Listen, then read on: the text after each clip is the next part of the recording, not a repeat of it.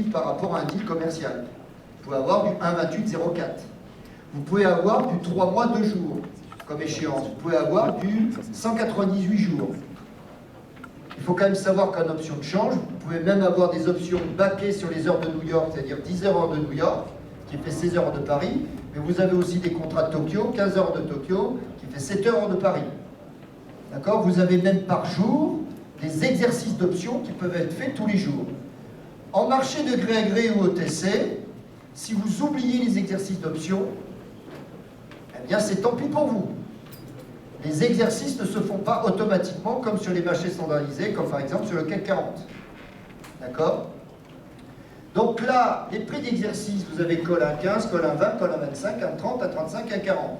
Donc vous êtes bien d'accord qu'avec les calls, le call 1,15 est plus in the money que le 1,20, qui est plus in the money que le 1,25, que le 1,30, que le 1,35.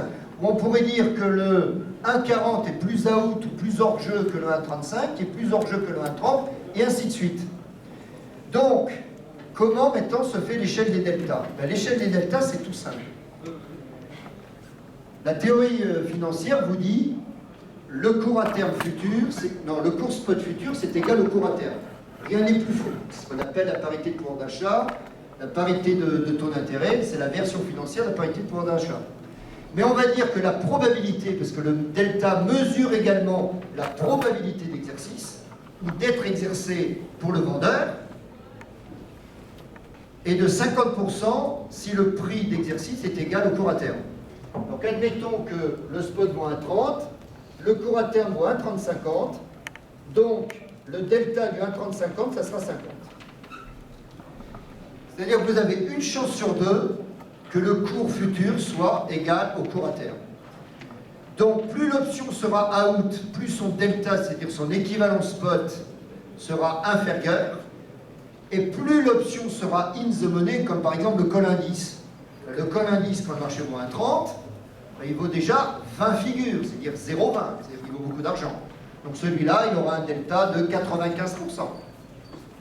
Alors on pourrait dire qu'un delta 1, un marché spot, quand vous achetez par exemple l'euro-dollar à 1,30, c'est comme si c'était une option immédiatement exercée à 1,30. Delta 100%. En thème probabiliste, vous avez bien 100% de probabilité qu'elle soit exercée, puisqu'effectivement vous avez acheté le quantité et le prix. Et c'est là qu'on se rend compte que le monde du delta 1 est un cas particulier du monde des options. Donc tant que l'option n'est pas exercée, elle est option, et on peut l'acheter et la revendre en tant que telle. Alors d'ailleurs, qu'est-ce qu'on achète et qu'on revend? Eh bien, on revend ces fameuses primes d'option, on revend en fait cette fameuse valeur temps. C'est-à-dire le surplus par rapport à la valeur intrinsèque. Alors, résumons le marché des vanilla. Le marché des options vanilla, c'est l'option classique. Call 1,30, vous avez en main la possibilité d'avoir de l'euro-dollar à 1,30. Put 1,30, vous avez la possibilité d'avoir à vendre de l'euro-dollar à 1,30. D'accord? À une échéance donnée. Si le prix d'exercice est à 1,10, si c'est un call, c'est la possibilité de l'acheter à 1,10, si c'est un put, c'est de le vendre à 1,10, et ainsi de suite. Alors, là, après, il y a des tonnes de stratégies qui se mettent en place, parce que vous pouvez acheter un call, acheter un put, vendre un call, vendre un put. Alors là, déjà, ça commence à faire beaucoup de choses. Vous pouvez les mettre ensemble, acheter un call, vendre un put, ça c'est des tunnels, ou des collars quand on a des capés fleurs, enfin, il y a tout un jargon épouvantable, je vous dis, en une heure, faire vanilla, barrière et binaire, ça s'appelle la quadrature du cercle. On va quand même essayer d'y arriver, au moins de vous faire comprendre la toute autre optique de la gestion d'options par rapport à du delta 1. Parce que le gros problème, c'est que beaucoup de gens, quand ils commencent à faire des options, par exemple comme des varans, les varans sont des options longues. C'est des options à minimum 1 an, voire 2 ans, et que souvent on compare par rapport à du delta 1 en disant, mais vous voyez, l'action elle ferait tant, et le varan il ferait tant. Sauf que le varan, il a un gamma, un θ, un véga, c'est-à-dire une valeur temps, il a justement ce surplus, et ça ne fonctionne pas comme un delta 1. Donc déjà, ça c'est une première erreur, je dirais, sémantique. On ne peut pas gérer des options de la même manière que l'on gère du delta 1. Il faut apprendre spécifiquement les méthodologies de gestion des options. Et ça, je préfère le dire. Je n'ai pas dit qu'il ne fallait pas en faire, nullement. Mais il faut apprendre à gérer les options en tant que telles, qui ont leur méthodologie propre, et une fois qu'elles deviennent delta one, c'est-à-dire en ferme, et bien là, vous rentrez dans une gestion du delta one, ce qu'on vous apprend ici jusqu'à présent. C'est ça qu'il faut bien comprendre. Il y a des méthodologies spécifiques de gestion des options, tant qu'elles sont options, et ensuite, vous avez des méthodologies de gestion du delta one. Alors, les options vanilla, alors après, vous aurez des spreads. Vous achetez un call à 1,30, vendez un call à 1,35, des call spread, des put spread, call bull spread, vous avez des condors, des butterfly, vous avez des tas de stratégies comme ça. Mais en fait, on se rend compte des ratios callback spread, des put ratio back spread. Enfin, en fait, il y a des tas de terminologies, mais en fait, ce qui va compter, c'est le delta global, c'est-à-dire la position globale, le gamma global, c'est finalement tous ces indicateurs grecs. Il faut bien voir une chose, que quand vous regardez des livres d'options, très souvent on vous montre des stratégies dites statiques, à l'échéance, un peu comme ces fameux graphiques. Ces fameux graphiques, c'est à l'échéance. Alors que pendant toute la durée de vie, vous avez une nappe, justement, de résultats qui vont s'écraser sur la valeur temps. Et là, ça commence à devenir un peu plus compliqué. Donc, moi, ce que je dis, c'est que bien sûr que l'on peut gérer les options de façon statique, comme du delta one, mais là, on perd énormément de la spécificité des options, qui doivent être gérées en dynamique. Pourquoi les produits structurés existent? Ben, tout simplement, parce que la plupart des gens ne savent pas gérer des options, qu'on leur package dans les produits structurés du cash, du terme, des swaps et des options, sans d'ailleurs qu'on leur dise. Parce que si on commence à dire, oui, mais il y a plein d'options, des binaires, des digitales, des one-touch dans tous les sens, parce que là, on est sur les produits classiques. Ce sont eux qui font la gestion delta, gamma, theta, vega, Firo, enfin, tous ces machins compliqués qu'il faut apprendre. Et ils vous le font payer en vous faisant payer une marge technique, comme ils disent, mais en fait, ça s'appelle une marge commerciale. Hein. Vous savez, le commerce, c'est faire des marges. Ce qui est normal. Il faut payer leur valeur ajoutée. C'est tout à fait logique. Donc là, c'était le monde des vanillas. Le monde des vanillas, donc call put, euro-dollar, ou CAC 40, ou pétrole, ou tout ce qu'on veut, options classiques. Maintenant, les options barrières. Alors, c'est quoi les options barrières ou trigger? Les options barrières. Et après, on parlera des binaires. Alors, les options barrières. Deux types de barrières, les désactivantes et les activantes. Alors, une barrière, comme son nom l'indique, c'est un niveau de spot connu d'avance. Il y a deux types de barrières. Les options dites désactivantes ou knockout, KO, ou reverse knockout, mais ne rentrons pas trop dans la technique, ou certains diront up and out ou down and out. Ça, c'est un peu compliqué. Au moins, up and out, down and out, ou bien knockout, KO, ou bien reverse knockout, RKO. Et vous avez également les barrières dites activantes, c'est-à-dire l'option n'existe pas, l'option vanilla correspondante n'existe pas, par exemple le call 1,35, et à partir d'un certain seuil, elle va exister. Le spot est à 1,30, vous avez un call 1,35, et par exemple, elle existera à 1,32. Si 1,32 n'est jamais touché, cette option n'existe pas. Là, vous avez knock-in, reverse knock-in, ou up and in, down and in, knock-in, reverse knock-in. Ce qui veut dire qu'une option qui est activée, c'est en fait une option vanilla. Tant qu'elle n'est pas activée, elle n'existe pas. Dès qu'elle est activée, vous tombez dans le monde de la vanilla, ou de la classique. Par contre, l'option désactivante knockout ou reverse knockout, ce sont des options qui, elles, existent dès le départ, et si ce fameux seuil est touché, elle est désactivée. Ce qui veut donc dire que, je dirais, de point de vue intuitif, on se rend compte que cette option-là, comme elle donne un champ de vie beaucoup plus étroit qu'un champ de vie d'une vanilla, parce qu'une vanilla, vous avez un call 1,35, que le spot soit à 1, ou à 1,50, ou à 1,80, elle existe toujours. Alors que la désactivante, vous avez un call 1,35, le spot est à 1,30, et elle sera peut-être désactivée à 1,27. Et si 1,27 est touché, mais notre call 1,35 n'existe plus. Vous voyez, à quoi ça sert? Mais tout simplement parce qu'elle est moins chère. Le problème des options, c'est cette fameuse prime que l'on paye et que l'on gagne, mais que là on ne gère pas encore, parce qu'après justement on va la gérer, cette prime d'option. Et qu'ici on ne gère pas nos primes d'option, peut coûter très très cher. La petite prime perdue au départ qui paraît pas bien chère, mais si ça reste toujours aux endroits où ça perd, ça peut coûter 3 millions de dollars à l'entreprise. Écoutez, ce que vous avez fait avec les options, oui, mais si c'était allé là, on aurait gagné 25, oui, mais sauf que vous avez perdu au 31 décembre 3 millions de dollars. Et les mecs ne cherchent pas à comprendre. Parce que là, dès qu'on commence à rentrer dans ce monde d'options, je veux dire que là, vous avez des tombereaux de mauvaise foi, mais vous ne pouvez pas vous imaginer.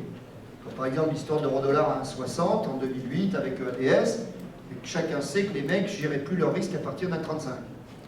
Après, on va dire c'est la faute de machin, de trucs, sauf que les Allemands, eux aussi, ils ont un euro à 1,60 quand ils vont à 1,60, aujourd'hui ils vont à 1,30 ou à 1,29 et tout, sauf que les gens, contrairement à ce qu'on croit, mais ils gèrent 24 heures sur 24, 7 jours sur 7 leur risque de change, avec des produits dérivés, des options et tout. Il faut savoir quand même, messieurs, dames, que EDF, qui est quand même les électricités de France, est un des plus gros, si ce n'est le plus gros optionneur de France, en tant que corporate, EADS également, maintenant malheureusement, enfin ou heureusement, je ne sais pas, ils font ça à Munich, et non plus à Toulouse. Les gros corporates français sont des énormes consommateurs d'options. C'est pas que des fous furieux, de petits traders de merde, comme on dit. C'est des gros institutionnels, des fonds de retraite, des grandes entreprises industrielles, et qui leur permettent d'optimiser leur gestion financière quand c'est bien fait. Parce que tout le problème de ce type de gestion, c'est que ça soit bien fait 24 heures sur 24, 7 jours sur 7. Donc il y a tout un process industriel de gestion des risques qui doit être extrêmement pointu, extrêmement fin, extrêmement rigoureux, extrêmement réglé, et qui permet, comme une société comme EDF, comme vous le savez bien, de générer une gestion financière saine, ce qui est le cas.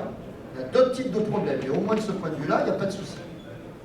Et ils font ceci depuis 1983, parce qu'ils ont une salle des marchés. Vous avez, la plupart des entreprises françaises et hors françaises gèrent le risque de cette façon-là. Il faut savoir que également le risque pétrole, le risque kérosène, la plupart des compagnies aériennes dans le monde gèrent sur le NYMEX, le New York Mercantile Exchange, avec des options de pétrole, de WTI ou de Brent à Londres. Couramment, normalement, c'est une gestion financière normale et non pas d'exception. C'est ça qu'il faut bien comprendre. Mais comme tout ceci est extrêmement compliqué, et on l'a bien vu avec le procès Carrière, on ne s'improvise pas optionneur ou gammateur, comme on dit dans notre jargon, c'est-à-dire gérant de gamma. C'est pas la lessive, hein, c'est justement le concept d'accélération. Donc il faut tout un processus industriel de formation, je dirais, d'intégrité aussi des équipes. Tous les accidents que vous entendez sont souvent la conséquence ou de magouilles, ou de, comment dire, de choses inconsidérées, ou d'accidents industriels. La plupart du temps, tout ceci se fait incroyablement couramment, et vous ne le savez même pas. De même que l'avion qui se crache, effectivement, on entend beaucoup plus parler, alors qu'il y a des milliers d'avions, des dizaines de milliers d'avions, des centaines de milliers d'avions, même dans le monde, tous les jours. Donc cette gestion-là, qui semble d'exception, est une gestion normale et habituelle. Alors les produits dérivés, ce que j'en parlais et tout, le fameux 650 000 milliards de dollars de produits dérivés par rapport aux petits 50 000 milliards de dollars du PIB mondial. Mais on ne peut pas comparer ces deux chiffres, parce qu'un PIB, c'est pas autre chose qu'une position ouverte, ou des éléments d'actifs d'un bilan, alors que quand on dit 650 000 milliards de dollars de produits dérivés et d'options en particulier, parce que dans les produits dérivés, vous avez les swaps et les futurs, c'est-à-dire les contrats à terme, c'est la somme des transactions. Si par exemple, quand vous traitez 1 million d'euros dollars avec quelqu'un, ce million a pu être acheté, vendu, acheté 50 fois dans la journée. Donc en tout, ça fera 50 millions. Ce 650 000 milliards, ce sont des chiffres astronomiques, effectivement. D'ailleurs, on ne devrait pas compter comme ça. C'est la somme des transactions. Ce qu'il y a d'intéressant, c'est de voir quelle est la position résiduelle finale. C'est-à-dire ce qu'on appelle l'open interest, c'est-à-dire la position ouverte. Eh bien, tout simplement, c'est 1 pour 1000, à peu près. 1 pour 1000, c'est-à-dire que sur l'ensemble des produits dérivés, la position ouverte, c'est 650 milliards de dollars à comparer aux fameux 50 000 milliards. Et là, on rentre à 1% du PNB mondial. Et là, moi, ce qui me désole, c'est que, moi, je veux bien que Madame Michu ou Monsieur je sais pas quoi raisonne comme ça. Ce qu'il y a de terrible, c'est quand des gens d'un grand niveau au niveau de la banque et de la finance vous sortent les poncifs tous les jours sur le marché d'échange. Vous avez 4 000 milliards de dollars tous les jours, les produits dérivés, c'est-à-dire le PNB de l'Italie, de la France, en une semaine le PNB des États-Unis, c'est du grand n'importe quoi. Il ne faut que comptabiliser la somme totale des transactions, pas la position ouverte. Donc ça veut dire que c'est une malhonnêteté intellectuelle de dire ça. D'accord? Les barrières, knockout et knock-in. Alors, les barrières désactivantes. Bon, moi je veux apprendre. Comment voit-on qu'une option est désactivante de façon régulière ou reverse? Mais tout simplement, si le produit que vous avez est un produit de couverture ou pas. Prenons un exemple. Le fameux call 1,35 de tout à l'heure. Si vous achetez un call 1,35, c'est pourquoi? C'est que vous voulez vous protéger que l'euro-dollar aille au-delà d'un 35. Par exemple, un 60, tiens, par exemple. Ce qui paraît que, justement, pour récupérer l'argent qui est perdu sur les actifs, vous allez utiliser le produit dérivé en tant que technique d'assurance. D'assurance adaptative et en dynamique, parce que toute la problématique est là. C'est que non seulement ça se gère, mais il faut le gérer en permanence. Et c'est ça, en fait, l'immense difficulté. On ne peut pas gérer cela de façon statique. C'est impossible. Ou alors, si on le fait mal. Et si on le fait mal, je vais vous donner un exemple. Les options, on ne peut pas les gérer comme du delta one. Les gens vont dire, oui, mais on va y aller doucement. Vous prenez une voiture dans une route de montagne, vous roulez à 30 km/h, c'est pas rapide, mais vous ne tenez pas le volant. Vous roulez à 30 à l'heure, même à 10 à l'heure. Eh bien, si vous ne tenez pas le volant dans les virages, même à 10 km/h, vous allez tomber dans le ravin. Bien, la gestion des options, c'est pareil. Même si vous n'en faites pas beaucoup, en disant, mais non, on ne va pas faire des trucs de malade, ne vous inquiétez pas. Mais si vous les gérez comme du delta one, vous allez pouvoir aller dans le ravin même à 10 km/h. Enfin, sauf que le 10 km/h, il deviendra 500 km/h dans la chute. Et c'est là, en général, où il y a les fameux accidents, qui sont évidemment stigmatisés par la presse, parce que c'est tellement bon. Ah, ça y est, on en tient un, là, c'est bon. Là, on va pouvoir y aller. Surtout quand c'est Goldman Sachs. Alors, Goldman Sachs fait la même chose que la caisse d'épargne, ou Natixis, ou la caisse des dépôts. Mais ça, personne ne le dit. Tout le monde fait les mêmes produits, les mêmes machins, dans le monde entier. Il y a énormément de standardisation de tout ça, mais bon, quand c'est certains qui le font, c'est toujours plus grave que d'autres. C'est comme ça. Et alors, quand je vous dis qu'EDF le fait, moi je me souviens, il y avait même un trésorier qui avait été viré, enfin un trader, on dit trésorier, il a été viré pour diverses raisons, et il avait été défendu par la CGT, absolument, le syndicat majoritaire d'EDF, un trader défendu par la CGT, absolument, je n'invente rien. Mais ça, c'est pas l'anecdote pour le fun, on va dire. Donc, les barrières activantes et désactivantes. Un produit doit être avant tout un produit de couverture. Quand vous achetez un call à 35, il faut que ça soit au-delà d'un 35. Mais quand vous cherchez à vous couvrir à la hausse, ça veut dire que si le marché baisse, ça ne vous dérange pas. Vous voulez vous couvrir au-delà d'un 35. Mais si le marché va à 1,24 ou à 1,22, au contraire, c'est bon. Oui, mais ça, on ne le sait qu'après. En tant qu'industriel, c'est-à-dire que vous souhaitez vous couvrir au-delà d'un 35, mais votre souhait, c'est que finalement le marché aille à 1,22. Le marché vaut 1,30.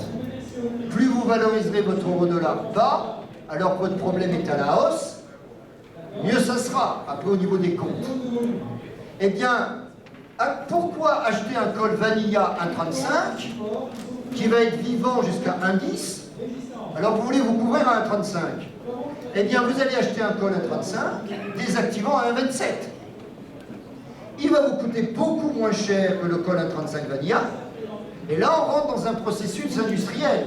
Si le marché va à 1,27, certes, votre option col 1,35 que vous avez acheté a disparu, certes, mais votre problème qui était à 1,35, quand vous êtes à 1,27, alors qu'au départ vous étiez à 1,30, ben vous êtes mieux quelque part. Donc vous n'avez plus votre problème. Alors certes, vous n'avez plus de couverture. Donc soit vous remettez en place une couverture qui sera peut-être beaucoup plus courte puisque le temps a passé, et donc qui vous coûtera beaucoup moins cher, et vous pourrez peut-être même optimiser le 1,35 et aller à 1,34 ou à 1,33, alors que le prix industriel était à 1,35. Donc cette barrière qui se désactive, je dirais, dans le bon sens de la couverture, c'est-à-dire quand on cherche à se couvrir à la hausse, si le marché descend, ça ne pose pas de problème. Eh bien celle-là, c'est une regular knockout, ou bien une down and out. Alors, down and out ou up and out, ça veut dire qu'elle se désactive vers le bas, ou qu'elle se désactive vers le haut. Mais up and out ou down and out, qui sont en général les terminologies de beaucoup de banques, ne vous indiquent pas si c'est un produit de couverture ou pas de couverture. Alors que quand on utilise les terminologies regular knockout et reverse knockout, tout de suite, déjà on comprend que vous y connaissez un peu plus, parce que down and out, ça veut dire qu'il se désactive vers le bas, à 1,27, ou up and out qui va se désactiver à 1,38. Est-ce que ce produit est de couverture ou pas de couverture? Pour le call, la regular, c'est vers le bas, et la reverse knockout, parce qu'il y a la reverse knockout, si vous la désactivez vers le haut, à 1,38, vous allez voir que vous êtes protégé à 1,35, mais si ça va à 1,38, vous n'êtes plus couvert. Donc là, ce produit-là n'est plus un produit de couverture, mais est un produit de pure spéculation, effectivement. Donc c'est une reverse knockout. Donc je vais faire le petit schéma suivant. Pour les calls, pour les options d'achat, là, KO, regular knockout, c'est la down and out. Et la RKO, la reverse, c'est la up and out. Et pour le put, c'est exactement l'inverse. Put KO, c'est up and out. Et RKO, c'est la down and out. Vous verrez, c'est toute une gymnastique à avoir. Parce que quand on achète un put pour se couvrir, on cherche à se couvrir vers le bas. Mais si elle se désactive vers le haut, ça ne pose pas de problème. Prenons l'exemple, le spot vaut 1,30, vous achetez un put à 25, il faut absolument qu'à 1,25, si le cours d'eurodoll baisse, vous soyez couvert. Si le marché va à 1,33, 1,34, mais vous êtes couvert puisque votre problème est à 1,25 vers le bas. Voilà. Alors maintenant, les binaires. On va voir. Vous savez, là on va très très vite. J'ai même pas eu le temps de faire les options activantes. D'accord? Parce qu'en général, en tant que particulier, on ne vous vend jamais d'activantes, on vous vend plutôt des désactivantes. Bon. Les binaires. Alors les binaires, là on rentre dans un tout autre monde d'options. Jusqu'à présent, nos options vanilla, nos options barrières, le sous-jacent, quand on l'exerçait, donnait un delta one, donnait un vrai sous-jacent. Là, en l'occurrence, de l'euro-dollar ou des actions pour le monnaie ou du taux. Le monde des digitales, parce qu'en fait, la binaire, c'est le monde des digitales, des options digitales, dans le jargon professionnel. Là, vous rentrez dans un monde où vous avez un sous-jacent virtuel. C'est-à-dire que ce sont des options qui ne vont pas être exercées. Ce sont des options qui, dans le jargon, seront ce qu'on appelle cash settlement. C'est-à-dire que quand ça fonctionne, vous n'avez pas un sous-jacent, mais vous avez l'équivalent financier. D'accord? Alors, prenons un exemple. Alors, au niveau des binaires, je vais vous dire plein de jargon. Vous avez les digitales, les one touch et les instant one touch. Digital, one touch, instant one touch. Le spot vaut 1,30 et vous avez une digitale 1,35, une one touch 1,35 une Instant One Touch J35. Alors qu'est-ce que c'est que cette bête-là? Mais cette bête-là, vous avez ce que l'on appelle une prime d'option. Et si ça touche ce seuil de 1,35, vous avez ce que l'on appelle un rebate. Vous touchez un rebate. Vous touchez un rebate de 100%. Et l'option vaudra, par exemple, la digitale, elle vaudra 20%. La One Touch, elle vaudra 40%. Et l'Instant One Touch, elle vaudra 50%. Je vous explique. Là, on n'est plus dans une logique où quand on vend une option, un call, on se retrouve, si on est exercé, vendeur d'euro-dollar. Là, on se retrouve dans une logique de jeu de primes. C'est vraiment comme un jeu d'assurance et de réassurance. À 1,35, alors, déjà, on va mettre le vocabulaire. Digital, One Touch, Instant One Touch. Digital, c'est la digitale européenne. C'est-à-dire que, admettons que l'échéance soit 3 mois. Si ça touche 10 fois 1,35 avant l'échéance, mais qu'à l'échéance, le marché est à 1,34, la digitale pure et dure n'a pas fonctionné. Le principe d'une option européenne par rapport à une américaine, les choses doivent être faites à l'échéance. La digitale 1,35, il faut que son mode opératoire soit à l'échéance. En d'autres termes, il faut que ça soit à au moins 1,35 pour que le process de digitalisation fonctionne. Point barre. Même si ça touche 10 fois 1,35 entre-temps et que, in fine, au bout de 3 mois, c'est à 1,34, la digitale n'a pas fonctionné. Donc, c'est une option qui a beaucoup moins la main qu'une One Touch. Une One Touch, comme son nom l'indique, il suffit de toucher une fois durant la durée de vie. Comment? Ah ben, 1,36, c'est au-dessus d'un 35, monsieur. Donc, ça a marché. Dès que ça touche un 35 une fois, c'est bon, terminé. Et Instant One Touch, quelle est la différence? Instant One Touch, non seulement ça touche un 35, et le mode de paiement règlement livraison se fait en J+2, c'est-à-dire tout de suite. Alors que la One Touch, admettons que ce soit une One Touch 3 mois, le process de digitalisation se fait tout de suite, admettons qu'il aille à 1,35 demain, mais par contre le paiement des flux financiers se fait que dans 3 mois, dans 6 mois ou dans 1 an. Parce qu'il faut voir que ces options-là, souvent, sont traitées à long terme. D'une certaine façon, on peut dire qu'une One Touch et une Instant One Touch, le seul lien qu'il y a, c'est le jeu de trésorerie qui se fait tout de suite. Donc a priori, elle est plus chère. Comment sont cotés les binaires?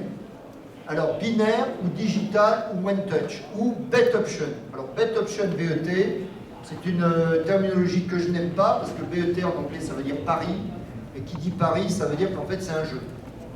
Alors là d'ailleurs on va se dire mais à quoi ça sert? Parce que finalement il n'y a pas de sous-jacent et tout. Eh bien vous allez voir que ces options-là pour les professionnels vont servir en fait à financer des produits structurés.